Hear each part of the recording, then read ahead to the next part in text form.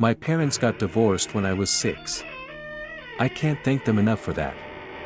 I sometimes ask myself how they even ended up together. But more than anything, I'm grateful that after bringing me and my little brother into the world, they went their separate ways and really found themselves, each with a new path and a new partner. They are really great parents and incredible people that I am grateful to share DNA with. We got our stuff like any family, but it's all for the good. So when I was around 10, my dad and his soon-to-be second wife were moving to an old house in our hometown. We had many of those back then. It was old and built around the 1920s, 044. The place was pretty huge and had a yard that circled all the way around the house. We had a room for me, for my brother, a master bedroom, and a big-ass living room with enough space for a dining table and a desk with a TV. The shower room led to a closed outside patio, and it led to an attic.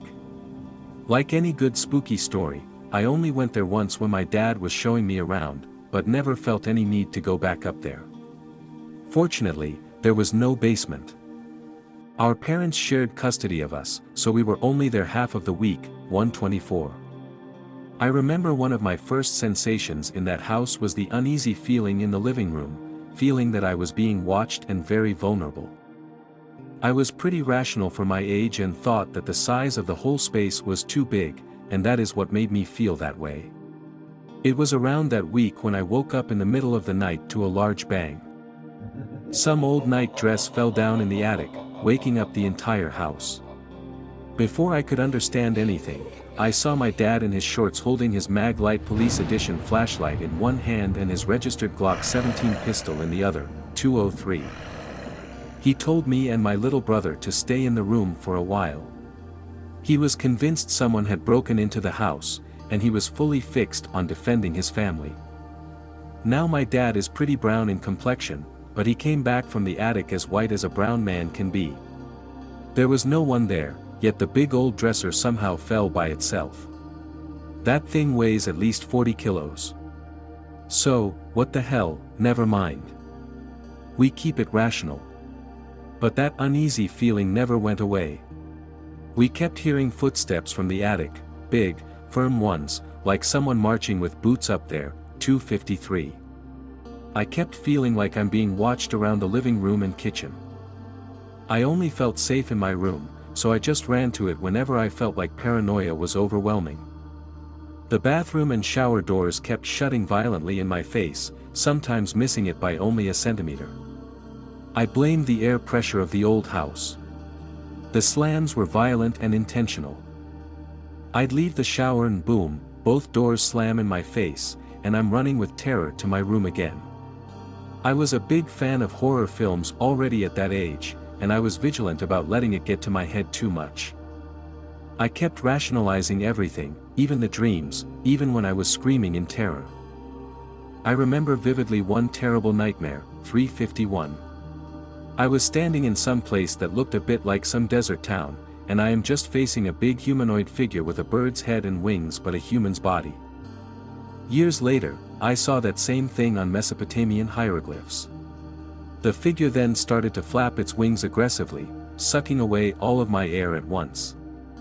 I woke up choking and coughing, feeling the worst pressure on my chest, but again shrugged it off.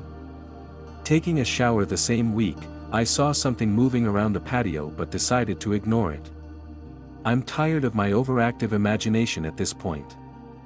And while cursing my overactive imagination, the room temperature dropped suddenly, and every muscle in my body is screaming to leave this place, for 38.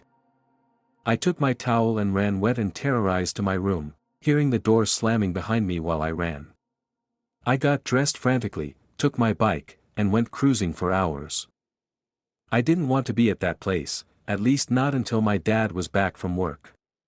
On another occasion, I literally felt a hand touching my shoulder when I was making myself a late-night munch, 5:03. It was so terrifying that I actually suppressed it for many years. So time passed. I was barely in my dad's home, also because it was a very turbulent time for us as a family. And looking back, I really see how that cursed home affected us all. Time passed, We moved out, and our family worked past those hardships we had. One day, we were in some hotel on the other side of the country watching ghost hunters after some family lunch. Then outside, my dad and his wife started jokingly saying how good it was that we left that old haunted home. I was shocked even more when my dad's wife told a story about that one time she was working on the family computer into the night, when she felt my dad touching her hair gently, 5:56. She turned around expecting to see my dad smiling or something, but no one was there. She quickly ran to her room to find my dad sleeping like a stone. She woke him up in a panic, but like I did for all these years, they just shrugged it off as her imagination. The place has been demolished to make room for new apartment buildings. I sure hope it got those poor angry spirits the closure they needed.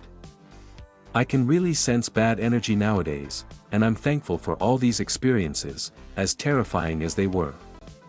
I truly believe that we are not burdened with more than we can carry. And this led me to a very good place looking back from it more than 20 years later.